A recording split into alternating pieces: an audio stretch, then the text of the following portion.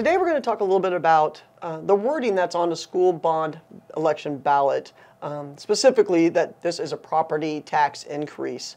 When did that become required on the ballot, and what's the purpose of it? It's kind of a dual purpose.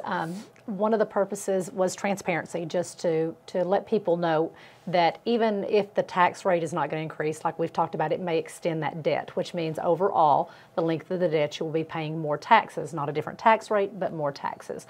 Also, you have to even admit that it's political in some factions.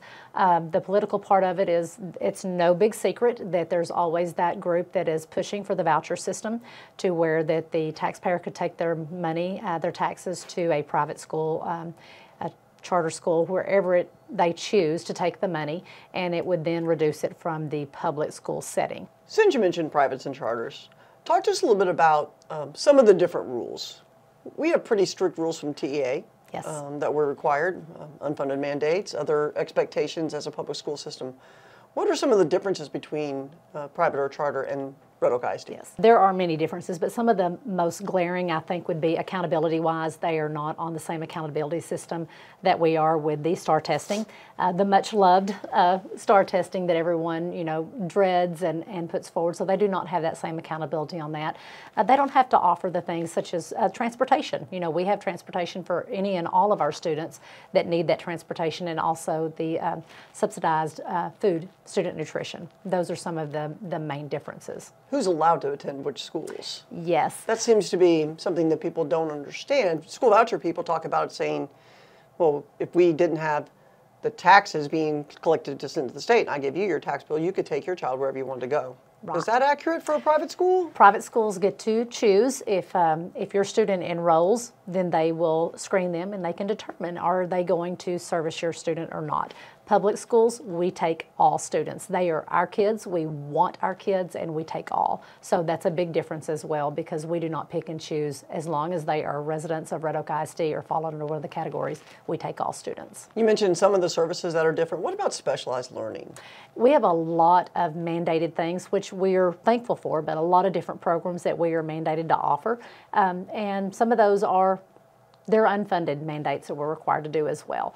They are not the same regulations at some charters and private schools. So back to the word of a property tax increase. Yes. You talked a little bit about what it means as far as being paid out over the term of a bond, yes, for instance, but it's regardless of the tax rate.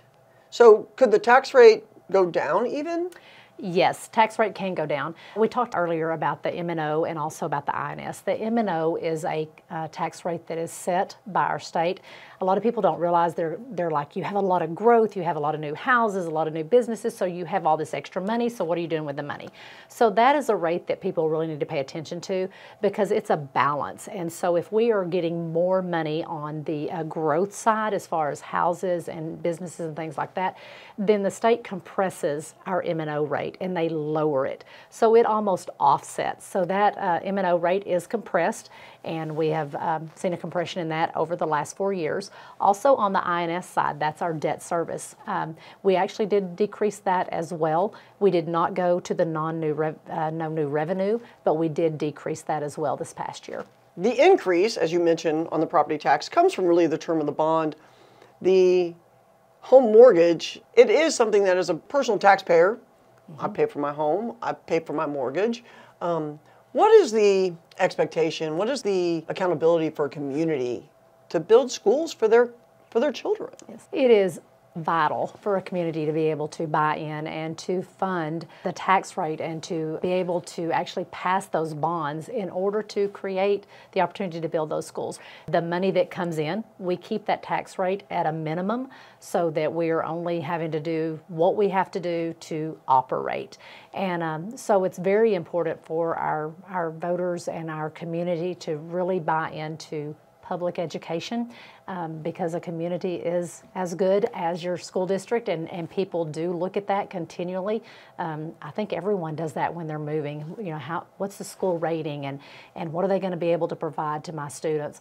And so community buy-in and voter buy-in is literally vital to be able to provide the facilities that we need in a growing district. And we've seen that throughout the state of Texas. Yes. We know that there are communities that have invested hugely in their public schools. Yes. They're high-performing public schools. We've seen other districts, even here in the southern sector of Dallas, Yes. The North Ellis County area, is being impacted by that southern section of Dallas, that if a school district starts struggling, failing, having financial issues, having academic issues, people leave. Yes. How does that impact a community if people are leaving it? That is always a concern because we definitely want to offer the best of the best for our kids. Definitely want to do that, not just in facilities, but in our teachers and our staff as well. If you go to a district that is struggling, that doesn't feel supported, then you are going to lose not only your students, you're going to lose your staff as well. If they don't feel supported, then they will move on to somewhere where they do feel supported. Again, when you drive through a community, I'm not saying you want to see Taj Mahals. That's not at all what I'm saying. But you definitely want to see a facility that that looks nice, that looks safe. You don't want to see a facility that has portables scattered all over it because it does set the tone of, uh-oh, what's happened here? Why do they not have buildings for our students to go to? The tax rate doesn't have to necessarily increase to pay off a bond, even though it says it's a property tax increase because it is being increased over the longevity of it. But our current tax rate would sufficiently hold additional bonding at this time. That is correct. The quotes that we received in and just the bond capacity as well, definitely we do have that bonding capacity at this point to where we could build that second middle school without increasing the tax rate. So would a homeowner be paying more every year? How does that impact, and we talked a little bit about the difference between appraisals and the rate, how does that impact the daily homeowner or the annual payer of a home taxes if it's just being extended out? If it's being extended out, the monthly payment, if you do it monthly on your mortgage or if you pay it all at the end, that would not change as far as the tax rate amount. It will only change if your appraisal changes. And again, that's locked in for certain groups. The senior citizen group, it is locked in for them. But it does extend the longevity of the taxes, which is why they say a tax increase. It does not change the actual payment as long as you stay under your bonding capacity, which we were staying under that. The tax rate will not increase, so it would not increase the actual payment unless the appraisal changed. And the district, as you mentioned, does set the bond. Yes. It is something that takes place, and we publicize that information. So absolutely. And we look forward to having our community come out. Yes, absolutely.